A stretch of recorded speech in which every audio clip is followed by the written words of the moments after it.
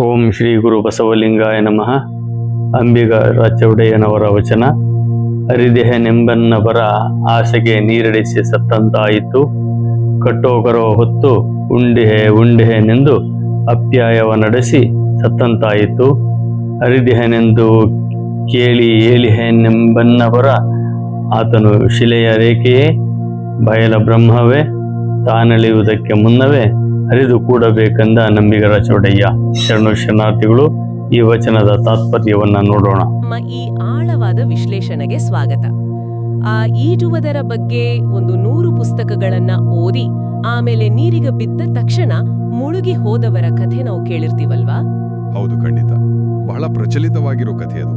ಅಂದ್ರೆ ಇದು ಬರೀ ಕಥೆಯಲ್ಲ, ಬೌದ್ಧಿಕ ಜ್ಞಾನ ಮತ್ತೆ ನಿಜವಾದ ಅನುಭವದ ನಡುವೆ ಎಷ್ಟು ದೊಡ್ಡ ಕಂದಕ ಇದೆ ಅಂತ ಇದು ಸ್ಪಷ್ಟವಾಗಿ ತೋರಿಸುತ್ತೆ. ನಿಜ. ಸೊ ಇವತ್ತಿನ ನಮ್ಮ ಈ ಚರ್ಚೆಯ ಮುಖ್ಯ ಉದ್ದೇಶ ಅಂದ್ರೆ 12ನೇ ಶತಮಾನದ ಶರಣ ಅಂಬಿಗರ ಚೌಡಯ್ಯನವರ ಒಂದು ಬಹಳ ಮಾರ್ಮಿಕವಾದ ವಚನವನ್ನ ಅರ್ಥ ಮಾಡ್ಕೊಳ್ಳೋದು.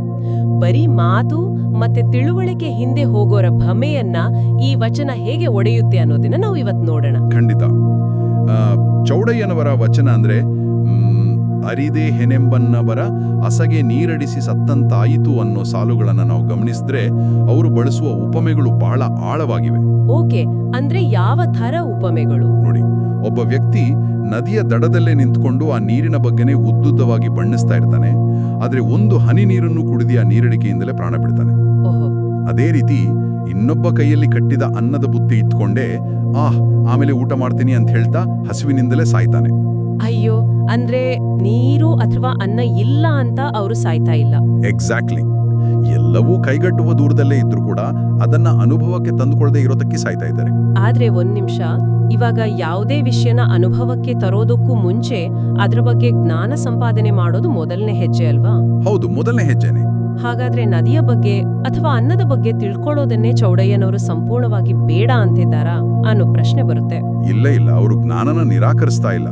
ಬದಲಾಗಿ ಕೇವಲ ಜ್ಞಾನದ ಹಂತದಲ್ಲೇ ನಿಂತುಬಿಡೋ ಅಪಾಯದ ಬಗ್ಗೆ ಎಚ್ಚರಿಸ್ತಾ ಇದ್ದಾರೆ ಅಷ್ಟೇ. ಓಹೋ, ಅರ್ಥ ಆಯ್ತು. ಮನುಷ್ಯನ ಮನೋಭಾವ ಹೇಗಿರುತ್ತೆ ಅಂದ್ರೆ ಕೇವಲ ಓದೋದು ಅಥವಾ ಮಾತಾಡೋದು ಬಹಳ ಸುಲಭ ಮತ್ತೆ ಸೇಫ್ ಕೂಡ. ಆದ್ರೆ ನಿಜವಾದ ಸತ್ಯನ ಆಚರಣೆಗೆ ತರೋದಿದೆಯಲ್ವಾ, ಅದು ಕಷ್ಟದ ಕೆಲಸ. ಹೌದು, ಸುಲಭಕ್ಕೆ ಸಿಗಲ್ಲ ಅದು. ಹಾಗಾಗಿ ಬರೀ ಚರ್ಚೆಗಳಲ್ಲೇ ಉಳಿದು ತಮಗೆಲ್ಲವೂ ತಿಳಿದು ಹೋಗಿದೆ ಅನ್ನೋ ಭ್ರಮೆ ಬೆಳೆಸ್ಕೊಳ್ಳೋದು ಬಹಳ ಅಪಾಯಕಾರಿ.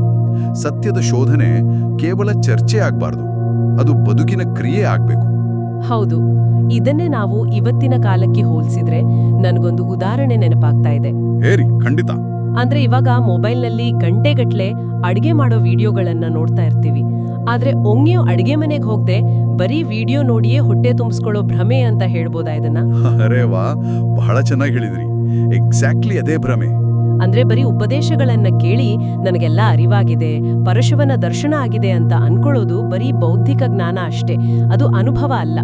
ಆದ್ರೆ ಬರೀ ಮಾತುಗಳಲ್ಲೇ ಕಾಲಹರಣ ಮಾಡಿದ್ರೆ ಮುಂದೇನಾಗುತ್ತೆ?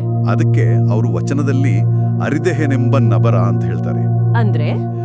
ಅಂದ್ರೆ ನಾನು ಈ ಸತ್ಯನ ತಿಳ್ತೀನಿ ಅಂತ ಅನ್ಕೊಳ್ಳೋ ಹೊತ್ತಿಗಾಗ್ಲೇ ಆ ಆಯುಷ್ಯ ಮುಗ್ದು ಹೋಗಿರುತ್ತೆ.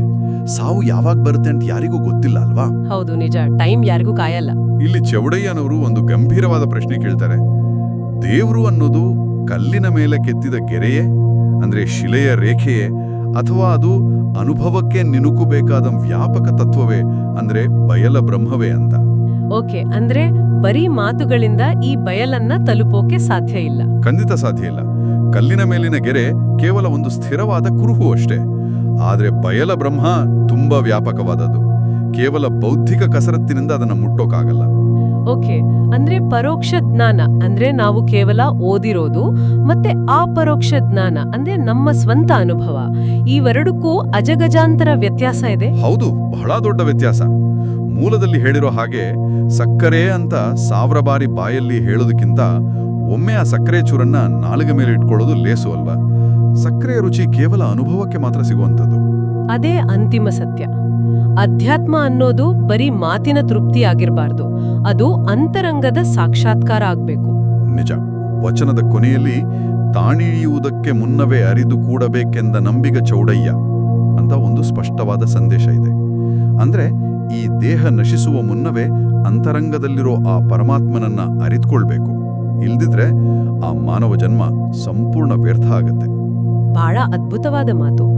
ನೀರಿಗಿಳಿಯದೆ ಈಜು ಕಲಿಯೋಕೆ ಸಾಧ್ಯವಿಲ್ಲ ಅನ್ನೋ ಹಾಗೆ ಅನುಭವಿಸದೆ ಅರಿವು ತಕ್ಕುವುದಿಲ್ಲ ಅನ್ನೋದು ಚೌಡಯ್ಯನವರ ನಿಲುವಿನ ಸಾರಾಂಶ ಅಂತ ಹೇಳ್ಬಹುದು. ಹೌದು, 100ಕ್ಕೆ 100 ಸತ್ಯ. ಇವತ್ತಿನ ಈ ವಿಶ್ಲೇಷಣೆಯ ಕೊನೆಯಲ್ಲಿ ಒಂದು ವಿಚಾರನ ನಾವೆಲ್ಲರೂ ಯೋಚನೆ ಮಾಡಬೇಕಿದೆ. ಈ ವಚನವನ್ನ ಆಧುನಿಕ ಯುಗದ ಮಾಹಿತಿ ಮಹಾಪೂರ ಅಥವಾ ಇನ್ಫಾರ್ಮೇಷನ್ ಓವರ್ಲೋಡ್ಗೆ ಅನ್ವಯಿಸಿ ನೋಡಿ. ಇವತ್ತಿನ ಪರಿಸ್ಥಿತಿ, ದಿನವಿಡೀ ಇಂಟರ್ನೆಟ್ನಲ್ಲಿ ಮಾಹಿತಿಯನ್ನ ಮಾತ್ರ ಕಲೆ ಹಾಕುತ್ತಿರುವ ಇಂದಿನ ಸಮಾಜ ತಾನು ಕಲೆ ಹಾಕುತ್ತಿರುವ ಆ ಮಾಹಿತಿಯೇ ನಿಜವಾದ ಜ್ಞಾನ ಅನ್ನೋ ಭ್ರಮೆಯಲ್ಲಿದೆಯಾ? ಹೌದಲ್ವಾ?